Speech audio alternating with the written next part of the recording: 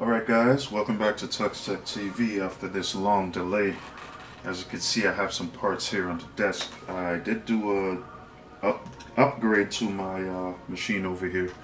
This is not the full-on workstation build that I want. This is temporary. Furthermore, this will be going to the kids' computer once I do a general test of the system and see what speeds and gains I get. But anyway, stay tuned and we'll talk about it.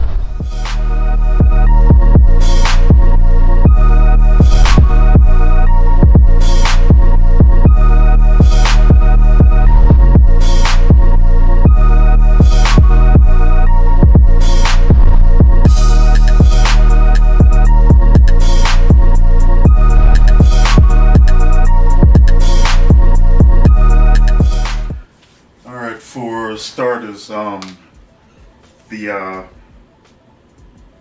microphone is probably picking up the fan noise from the desktop. The CPU fan is running a little bit harder than expected. I might have to do some more tweaks in the BIOS to get it to run at a steady frequency. It's pretty much stable, but I need to tone it down a little bit because performance seems to be at a sufficient level, but I'll turn it down a notch just to get that CPU fan to run a little bit lower. But the biggest problem I'm having with this motherboard is the M.2. The M.2 slot is right beneath the PCI slot where the graphics card goes into. So the issue that it's having is thermal. The M.2 is running at a steady 92 Celsius. That's not too hot, but if I start to push that M.2 as far as recordings and transferring data, it quickly jumps up to like 150 degrees Fahrenheit. That is not good. As far as having some type of cooling, I wish that they had something to put on top of that M.2, to like a heat sink of some sort, but I guess because of the level of motherboard that it is, I didn't see it being quite equitable to do that. But if you guys want a heat sink on your M.2, don't buy this board. This is the B350 Tomahawk motherboard. Like I said, if you're gonna use an M.2, it runs hot.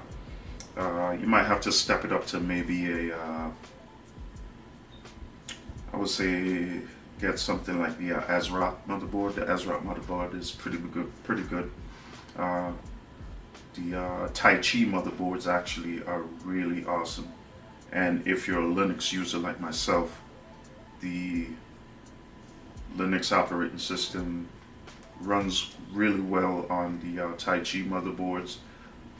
This is pretty much recommendation from what's his name? From Level 1 Tech, Wendell from Level 1 Tech. I pretty much go by a lot of his research, and I do research myself before taking the plunge on purchasing anything. He did review this motherboard and stated the same facts that I am to you about the M.2 running a little warm. But yeah, it's a pretty good board, so you could go to your local electronics hardware store and get it. Unfortunately, the location where I live in Florida, we don't have a Fry's to go and buy the hardware directly. We either have to order it via Newegg or Tiger Direct or Amazon.com. There are some selection at a more local electronics store. I am not going to promote the name because of certain nuances, things that I really can't talk about on my channel. Anyway, so I am running Pop! OS on this as the operating system on this. There's certain aspects of the operating system that is kind of buggy, like using these Bluetooth headsets and trying to get the mic to work. I have to fool around with the settings in order to get the microphone to take the place of the mic on the Bluetooth headset, which these don't work anywhere in Bluetooth on Linux for some reason. The speakers do, but the microphone doesn't in Bluetooth. Yeah, gaming experience is pretty good, and some great news. The Steam platform has released a software program called Proton. It's a compatibility layer that makes Windows games usable on Linux. I've been trying out some of the games on this system, some without any success at all. Some would even crash before I even start the game up. But usually MMO games are pretty easy to run on this platform. I've tested Dota 2 on this, and I mean, well, Dota is actually a game that's already running on Linux. What is the game I'm talking about? League of Legends. I digress. League of Legends I've ran on this, and it runs pretty good. I don't know much about the game, so I just tested it initially, and it runs. Yeah, it seems like Linux is in a good place right now. 2019 should show a little bit more progress in that Proton system and get more Windows games playable. Gonna see about testing The Witcher 3 on Linux and see how well that goes. I have The Witcher 3 on the PS4. I kind of hate repurchasing that title again. I'm gonna wait to see if there's a sale on it. I'm not gonna pay full price for that, but yeah, the system is running quite good, and I'm looking forward to upgrading to a Threadripper CPU with 32 gigs of RAM. Right now, this is running the Ryzen5 CPU. This is the Gen 1 CPU, not Gen 2. It was a $20 difference in the Gen 2 CPU, which would have been a smarter purchase. But again, this is going to the kids, so it really doesn't matter. They're only going to be utilizing this system for gaming and schoolwork. It's going to have a GTX 760 when I transfer the system over to them. I'm going to have 32 gigs of RAM with a Threadripper CPU. Maybe the 1920X is the one I'm really in favor of. And I have a GTX 1070, which is currently in the system as we speak, but again, downgrading it for them.